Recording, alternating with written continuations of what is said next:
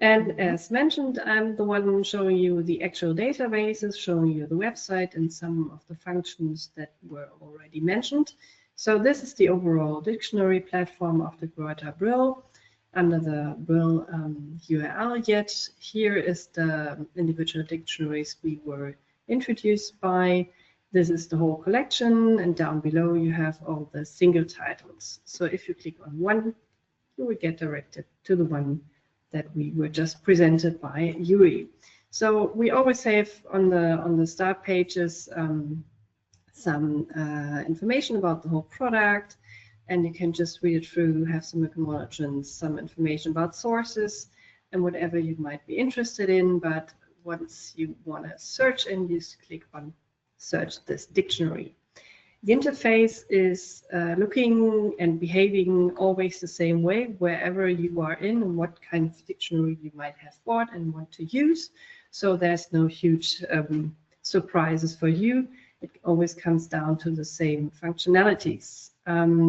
So we always have 3 search areas and a word list or word wheel that you can simply use by clicking the arrows to have a first idea of what are the first lemmas of this dictionary, and you can already have a quick search for a lemma, certain entry, a full text, or an exact word search, and I will show you with some examples what this exactly means.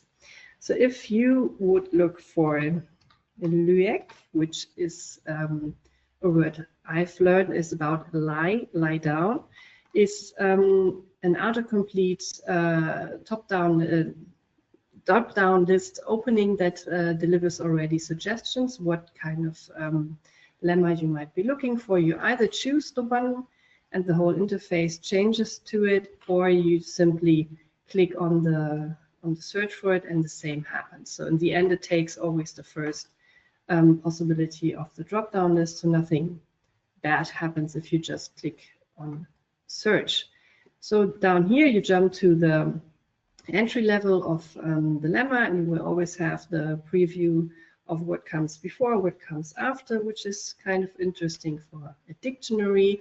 And in here you see already the corresponding article, and you can easily click just to the next ones, because most time there are many other relevant articles for a word, not only the one that you might have looked for.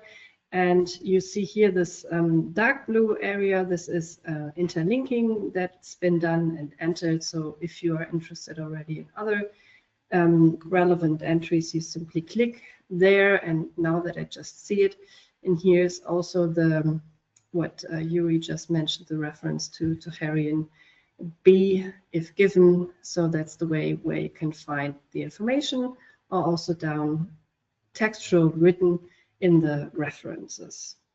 So this is already a nice way of how you interlink all the products that we offer. Plus, what might be also an interesting feature for you, always existing for each dictionaries on this platform, is the citation. This is drawn automatically from the information that you see here, like the lemma title, the actual database name, who are the editors, and what is most important, the consultation day and the URL. So you can easily use that as an up-to-date citation for the entry. If you would do the same search simply here, you see you don't get this same function as before, because now it aims at a full text search. So if I have this word luek, not sure if I pronounce it correctly, but let's give it a try. You will have a little different result list. You'll see a change here in the word wheel. So you see 1 out of 10, meaning you have 10 results for the full text search for this certain term, and you will get it highlighted in the full text. You can deactivate it, but who would do that? But obviously you can if you want to quickly see where the search term can be found, and you simply click through the next results and have a look at what might be an entry you're interested in and get your own research further on. So it might get funny if you try to do it with the exact search, because then it depends on if you might have added, let me say this here.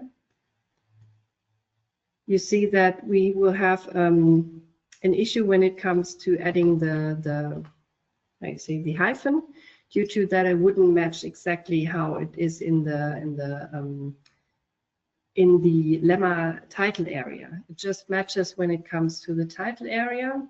So if it's close to, as you can see here, the Laik, it would give a hit, but it wouldn't if you add something further on. So again, interlinking, it's an easy way to scroll and browse through the documents, through the entries. So that's already maybe a nice way to simply browse through and get reference from one way to the other. Another important fact is what I've learned. What you want to know is what is the concept or the word for an English understanding of, for example, prince. That's something that I like to look for. So again, what I will find, as I said, a lot of entries that hit for this full text search, but it will, as you see, also match on princely or other versions of the same word. Also princess might appear somewhere.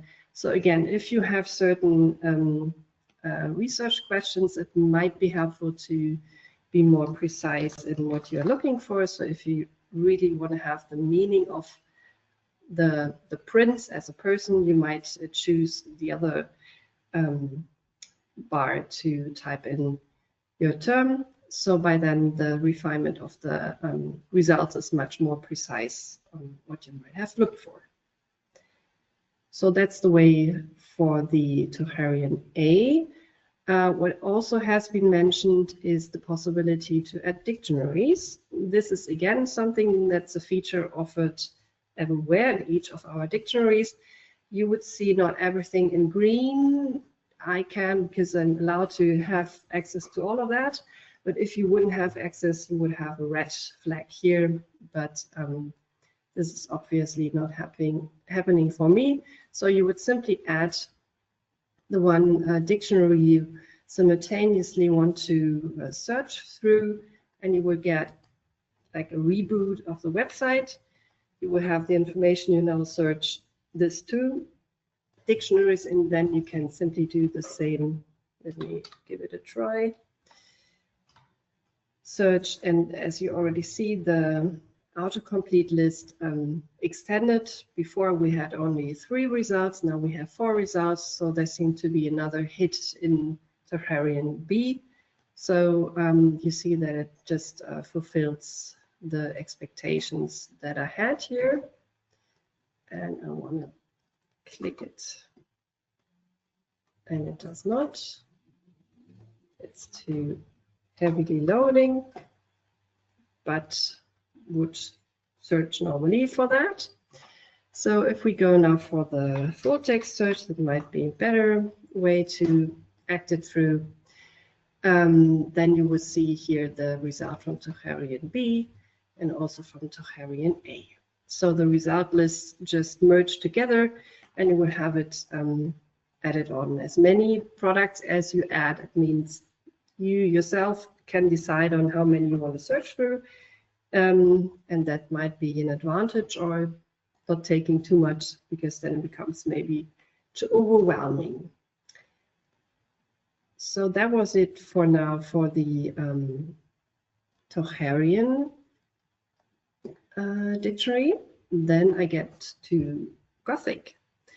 Again, you see the same way of how we structure the word enter the product page. You see the click to search this dictionary, and you just recognize the same functionalities that we offer here. The one that I have not yet mentioned before is this little keyword item you see here. This is something really nice that might come in handy now with the Gothic also. That we have a variation of all the symbols that might be not in the classic symbol list. This also is working for many other of our products from various classic languages and traditional dictionary, so you could change it also to another one here. But again, now for our search case, it's for our example, that's the Gothic, and you simply choose one or many and build a word out of that. This is now totally nonsense, I know, but just to demonstrate how you could that, you click on done and it would enter as a search term in this search bar. So, but this does not really make sense, I suppose. So then I found one other interesting term to search for, which is meant to be a child, the expression for child. So just looking again, you see the search entry for hitting the exact lemma. You search the full text, you will get hits that somewhere talk about the same word. Again, there might be some versions that would not fit the research term, but it might be already a helpful way of browsing through. And again, also here, the references to other existing entries within the same dictionary.